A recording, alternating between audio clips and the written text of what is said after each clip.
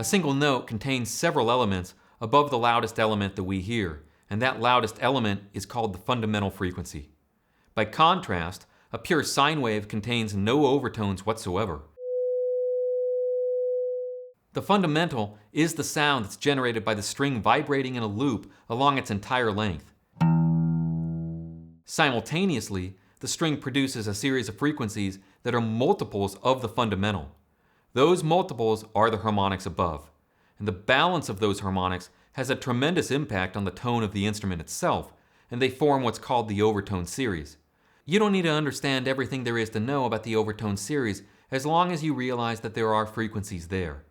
In this case, we're only going to focus on the harmonic which is 1 octave above the fundamental frequency, because that single harmonic forms the basis for the bulk of what Chet, Lenny, and others did with these techniques. The simplest way to get started is to just take the open string, for example your high E string, and place your finger directly over the 12th fret. You don't want to push the string down to the fret, you just want to place your finger directly over the fret on the string and then pluck the note. You want it to be free to vibrate. You just generated the harmonic that's 1 octave above the fundamental. Now if all that makes sense, I guess the rest of this is pretty much going to be gravy, because the concept really is that simple. I won't lie to you, the effort is for the application, but the concept is simple. There's a technique where the right hand fingers are used to touch and strike the string simultaneously. This forms the basis for fretted harmonics. Pay attention because you need this for every technique that follows. You'll touch and strike the string exactly 12 frets above the note that your left hand has fretted below. Because you're no longer relying on the open string and you now have the range of the entire fingerboard, of course this greatly expands the possibilities of the harmonics that you can generate. So for example, if you place your left hand at the 3rd fret on the 1st string, and then you chime with your right hand 12 frets higher, that's going to place your index finger of your right hand directly above the 15th fret. In order to pluck the note, you can use either your bare fingers, a thumb pick, or you can grip a straight pick between your thumb and middle finger, leaving your index free to chime the note. As my favorite tube amp electronics teacher Uncle Doug says in the video where he taught me how to use an oscilloscope, well, the time has come we've all been waiting for. I'm going to show you 3 ways of using harmonics now. I'm going to show you these techniques in very broad strokes because first you need to visualize the sound and have the right concept before physical mastery of these concepts becomes possible. You can just chime out single note melodies using a series of harmonics. Now Chet did that in his solo over the tune Liza on the album Fingerstyle Guitar. You may notice that once the note is chimed, any hammer-on, pull-off, bend, or even vibrato will continue with the sound of the chimed note. If you're wondering in particular how to articulate those really fast passages cleanly, look at my hands from these alternate angles.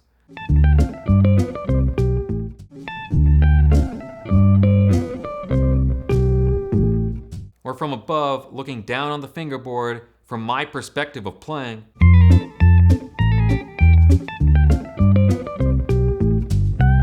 The way that it looks is created by the way that it feels.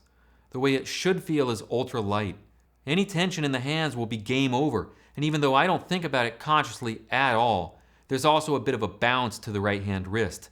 That's where the accuracy has to come from, because when you're doing this stuff, you don't have the advantage and the speed and fluidity that would naturally come from alternate picking in the right hand. Everything is a series of downstrokes when you're playing these fretted harmonics. So you have to get good with a light touch, a loose wrist, and everything being perfectly synchronized in order to do this cleanly at tempo. You could practice something like that for yourself by simply running a very basic major scale, chiming every single note. Pick one that you're comfortable with. Suppose you wanted to try a basic C major scale. Technique 2. One of the things that got Chet started on harmonics altogether was listening to steel guitar players back in the 1940s. And he said that he would hear those steel guitar players playing a sixth with a technique that involved adjacent strings. So he figured out a way to get the same kind of sound by skipping over a string and playing those sixths in the way that anyone normally would on a guitar, but instead using a fretted harmonic on the lower of the two notes. Doing this inverts the sixth. The first time he did it, he said, was on Chinatown, My Chinatown. And of course, then after that, he used it through a lot of his classic arrangements.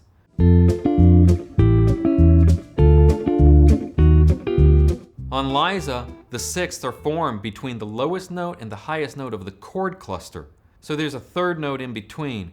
But if I was just starting out and not ready to learn something like Liza, or even to apply this to three-note chord voicings, I might just familiarize myself with the basic technique and get going by harmonizing a few notes from the C major scale, just like this.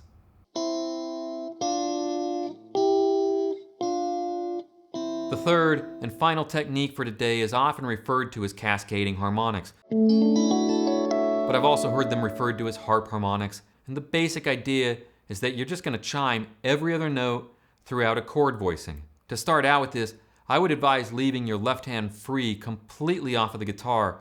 You're going to pick one note, and I don't mean pick a note out of thin air. I mean literally pick the note, as in articulate it with your right hand.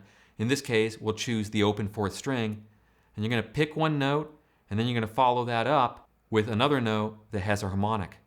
The kicker is that you're going to skip a string in between. So for example, you'll start out, pick the fourth string open, skip the fifth string below, and land on the sixth string. You'll chime the 12th fret. Then you'll move upwards throughout the rest of the strings as your hand progresses from low to high, just following this pattern.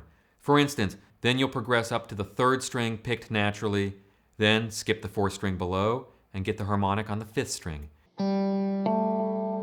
Then go up to the second string and play that open, skip the third string below that, and chime the note on the 12th fret of the fourth string. You'll finish up with picking the first string open and chiming the third string at the 12th fret. That's the ascent, and the notes should be ringing one into the other, into the other. On the descent, you're going to wind up skipping two strings in between. In this case, you're going to start the descent on the first string open, but then you're going to skip the second string and the third string, and you'll chime the fourth string. You'll continue skipping two strings in between, moving down the length of the guitar. So for example, you'll go, then you'll go from the third string down to the low sixth string, chiming every other note. When you put it all together, ascending and descending, it would look and sound like this. Once you have a solid grasp on that, and it might take a while, the next natural step would be to mix it with fretted notes and pull-offs in the left hand. For example, you might play a descending G major scale like this. The patterns work just as well with fretted harmonics, which will allow you to chime out chord voicings full of beautiful cascading sounds.